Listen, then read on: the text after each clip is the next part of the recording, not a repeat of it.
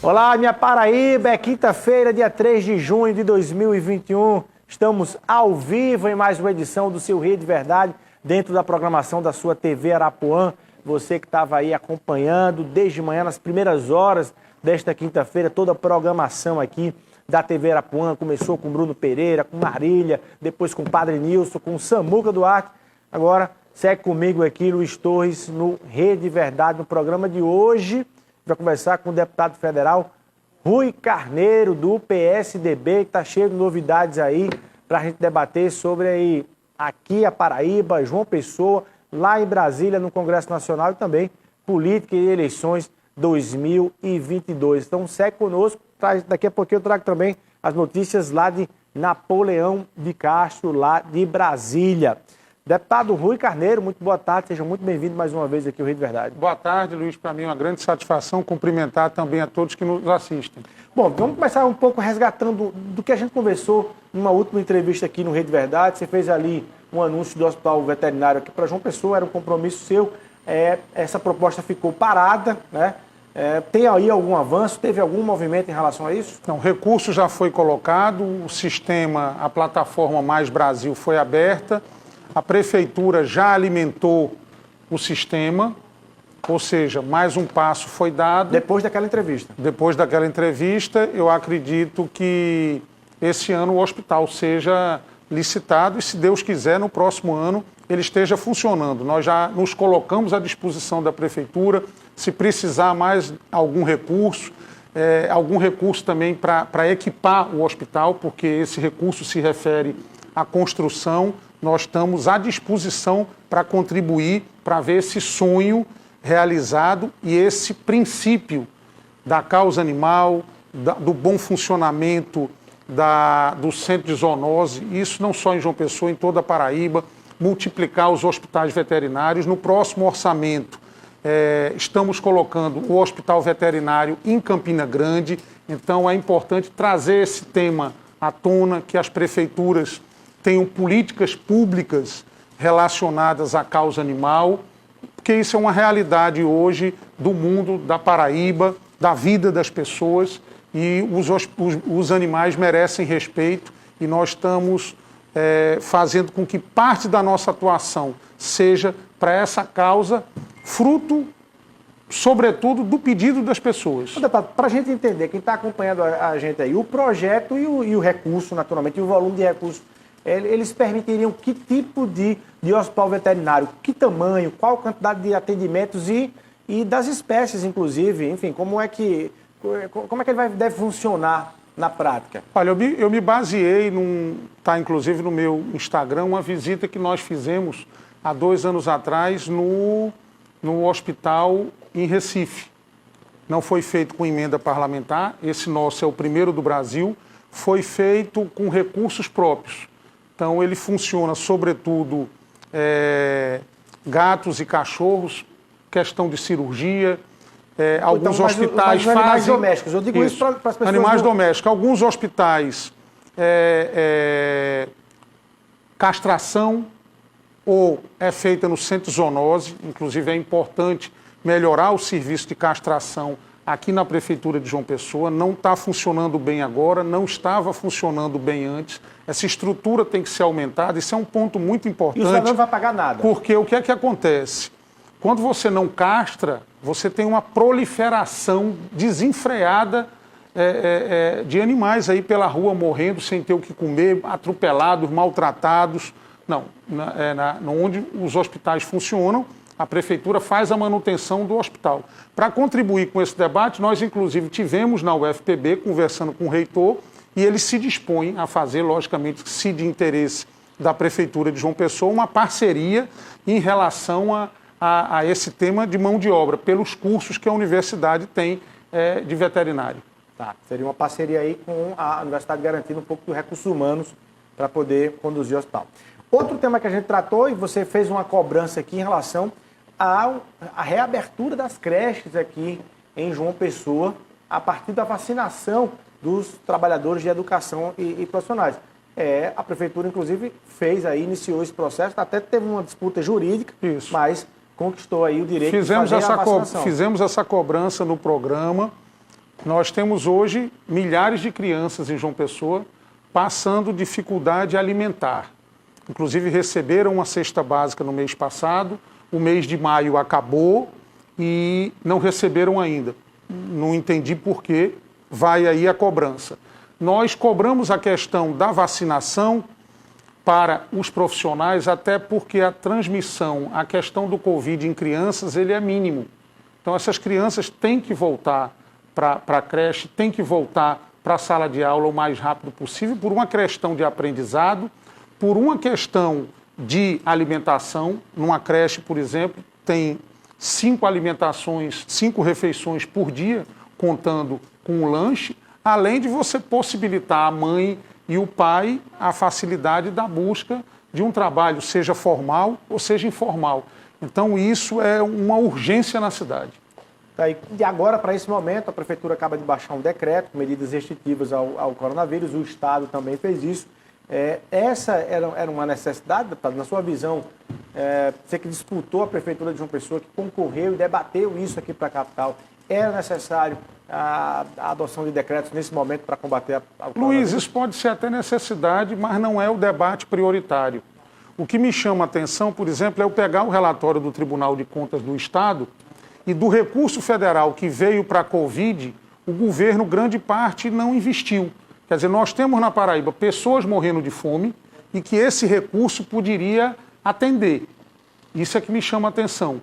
Como me chama a atenção, por exemplo, o Empreender e o Banco Cidadão da Prefeitura, que serve para fomentar a economia, num momento como esse, não funcionam. Funcionam em período eleitoral. Então aí os processos eleitorais envolvendo, por exemplo, o Empreender. O Empreender é para estar funcionando agora. Para aquele salão de beleza do bairro que está sem condições, receber um aporte para ele não fechar suas portas e não gerar mais desemprego. Nós temos no Brasil hoje 14 milhões de desempregados. Nós temos um volume enorme de pessoas passando fome. Então, qual é a minha cobrança à Prefeitura de João Pessoa? Por exemplo, existe um auxílio dado através da Prefeitura de Campina, através da Prefeitura de Cabedelo, porque nós não temos esse auxílio também aqui em João Pessoa, por exemplo. Então, é importante a ação. Decreto é uma circunstância. Isso aí, decreto vai, decreto vem. O que nós temos que tratar é da vida das pessoas. É botar as crianças na creche, é não atrasar a cesta básica, porque aquilo é a alimentação principal daquela criança e daquela família. Infelizmente, a realidade é essa. E fazer com que os instrumentos de fomento funcionem. Vou lhe dar um exemplo. Existe no Banco do Nordeste o Crédito Amigo. Atendeu 16 milhões de pessoas. Por que é que o Empreender e o banco da Prefeitura de João Pessoa não estão funcionando? Não estão fazendo esse atendimento. A hora é essa, a prioridade é essa. Ou vai esperar o cidadão fechar? Se fechou, acabou. Acabou o sonho, mais desemprego. Então a hora de salvar é essa. É a hora de injetar dinheiro na economia. Então, realmente eu passo mal quando eu leio um relatório do Tribunal de Contas e o recurso que veio gratuitamente, generosamente, do governo federal para o Covid, não foi gasto, não foi investido. Você falou em auxílio aí, na verdade aqui para o município de João Pessoa, e me faz naturalmente lembrar e destacar um tema que ainda está em debate, a informação de que o Centrão, lá no Congresso Nacional, teria ao presidente, dado o recado ao presidente, que se ele não aumentasse esse auxílio emergencial que é dado ao Brasil, ele teria dificuldades no processo de reeleição. Qual é a sua posição em relação a isso, deputado? É possível ainda alguém alimentar a expectativa de, nesse momento de pandemia, ainda se ter um aumento, um acréscimo aí do auxílio emergencial? Primeiro, eu me constranjo muito, eu sei que isso na prática existe um pouco, de estar misturando a fome das pessoas com a eleição. Acho que o caminho não é esse. Eu não tenho dúvida de que é importante o auxílio ser aumentado nesse momento, para aumentar o giro da economia e para trazer a comida para dentro da casa das pessoas. Existem milhões de pessoas que não têm o que comer ou que estão passando uma extrema dificuldade, até porque o seu emprego informal ele está afetado com a pouca circulação de pessoas. Um ambulante, por exemplo. Um ambulante, você tinha festas, você tinha uma circulação maior. Estou dando apenas um exemplo. a situação, ele não consegue trabalhar, não é que ele não queira. E esse auxílio, é bom dizer, ele é feito em todos os países do mundo, até nos mais capitalistas. Quem deu mais auxílio na pandemia, isso é público, foi os Estados Unidos. Então não existe outro caminho, porque a falta do auxílio, você cria uma bola de neve contra a sua cidade, contra o seu estado, contra o seu país. Porque com a dificuldade, você faz com que a pessoa se alimente mal, diminui a imunidade. Tem clima para isso em Brasília? Vocês vão pressionar o presidente Jair Bolsonaro para isso? Existe, logicamente, uma questão fiscal, mas é uma necessidade, não por uma necessidade política, é uma necessidade relacionada à vida das pessoas. Nós temos que fazer o país avançar mais e nós temos pessoas em situação de vulnerabilidade e a prioridade de atenção da classe política deve ser para essas pessoas. Inclusive, eu tenho me constrangido muito com pessoas tratando de eleição num momento em que morrem milhares de pessoas por dia no Brasil. Está falando de eleição de presidente, de senador, de deputado. Eu acho que a classe política devia tomar chá de simancol e se constranger com esse tipo de debate fora do ano eleitoral, no momento em que falta comida na mesa das pessoas, que tem desemprego, que os hospitais estão em dificuldade, que às vezes falta oxigênio ou falta um determinado medicamento. É importante que a população esteja vendo isso. Eu quero debater com outros temas relacionados à tramitação lá no Congresso Nacional, mas já que a gente está falando de Brasília, vamos rapidinho, dar uma passada com o Napoleão de Castro, que está lá na capital federal, para nos atualizar aí das informações de Brasília, do Congresso Nacional. Napoleão, é com você. Luiz, meu abraço, cumprimentos a você e a nossa equipe. Uma quinta-feira, feriado de Corpus Christi e, evidente, sem trabalhos de comissões nem de plenário na Câmara e também no Senado da República. Sem trabalho nos três poderes aqui na capital federal. Congresso hoje, só os profissionais de imprensa, pessoal de segurança e servidores da casa que têm que trabalhar também no feriado. E a gente aproveita, Luiz, esse programa de hoje, essa participação nossa, direto de Brasília, para conversar com um parlamentar que está aqui na Câmara Federal, representando o nosso Estado, um mandato de 4 meses, atendendo a licença e o afastamento do deputado Pedro Cunha Lima, do PSDB. Ele é suplente da coligação encabeçada pelo PSDB e está cumprindo um mandato de 4 meses. Aí na região metropolitana, quem não acompanha a política de forma mais direta, talvez não o conheça. Ele é natural de Campina Grande, foi eleito exatamente com base política em Campina Grande. Eu estou falando do deputado federal pela Paraíba, pelo PSDB, Rafa Fá. Ele que está cumprindo um mandato de 4 meses aqui na Câmara Federal. A gente conversou com ele sobre alguns temas e vamos passar agora para o nosso telespectador do Rede Verdade. Primeiro, a derrubada de um veto em cima do apoio às atividades culturais no país, a chamada Lei Aldir Blanc, que havia sido vetada, a sua proposta lá pelo presidente Bolsonaro, e que os parlamentares conseguiram derrubar aqui no Congresso Nacional.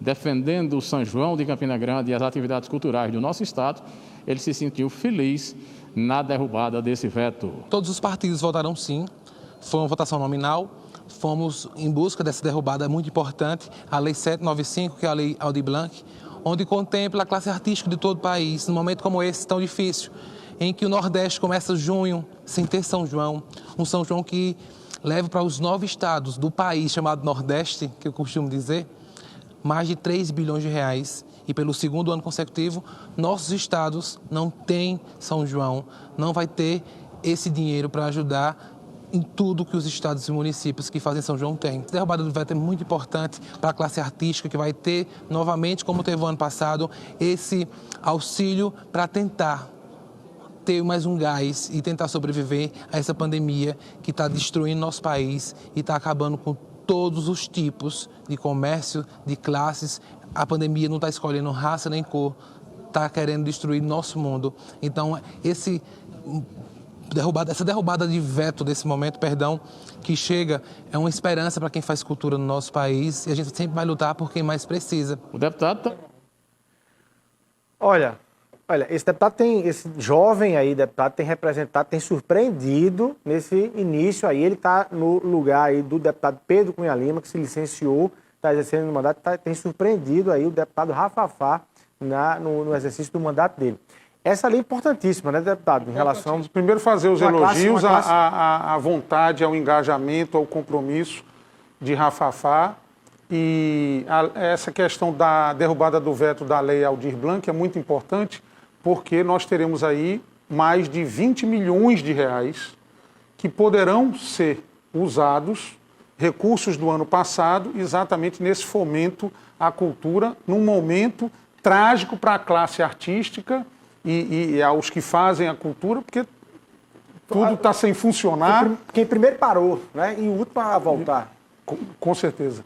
Deputado, tem outras matérias que são polêmicas também, que estão lá na Câmara Federal. Eu queria começar a reforma administrativa. A PEC já foi aprovada, sua admissibilidade pela Comissão de Constituição e Justiça vai agora para uma comissão especial. Você olha para ela, você está com vontade de votar a favor ou contra essa reforma mexe com o serviço público aqui no Brasil? Não existe ainda um texto final. Eu tenho até dúvida se ela será votada. Mas você acha que é importante você ter cuidado para, sobre o discurso da modernização, você não comprometer o funcionamento do poder público.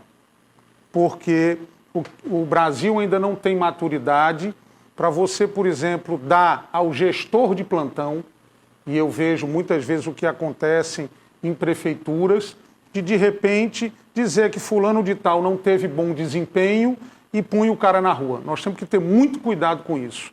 A cultura brasileira, infelizmente, em muitos lugares ainda é da perseguição, ainda é de grupos políticos, e então nós temos que ter muito cuidado para, dentro da questão da modernidade, não querer desvalorizar um serviço que pode ser melhorado, mas que tem pessoas que têm compromisso e dão retorno para o país. Outro debate que está sendo travado, reforma tributária. Parte ali o próprio deputado Aguinaldo Ribeiro, paraibano, relator, acha que o Palácio do Planalto, o governo, tem enxugado essa reforma ao mínimo e não tem feito a reforma que o Brasil realmente precisa. Qual é a sua leitura?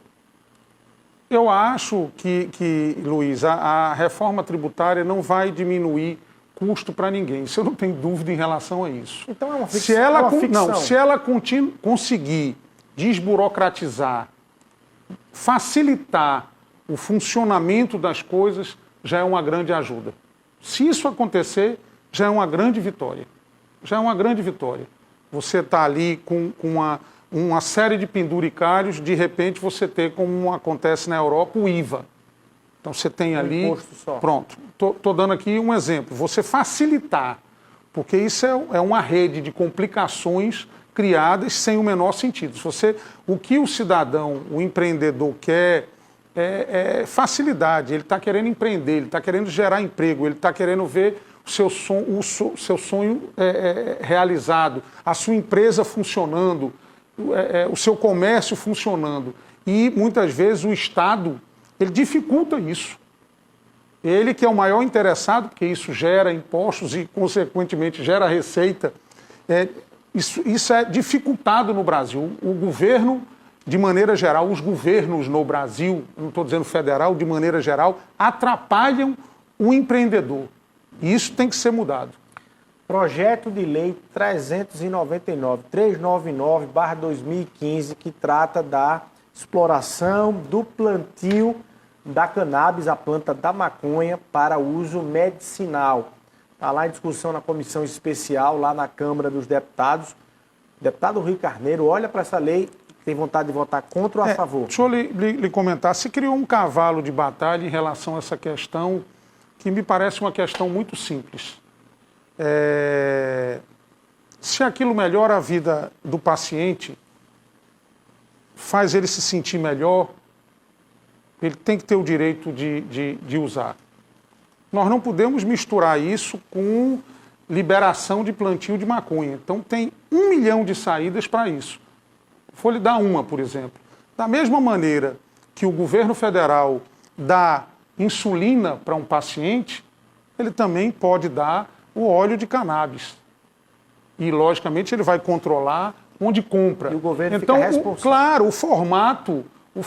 Vou dar um exemplo. Nós temos aqui a Abrace, que foi citada.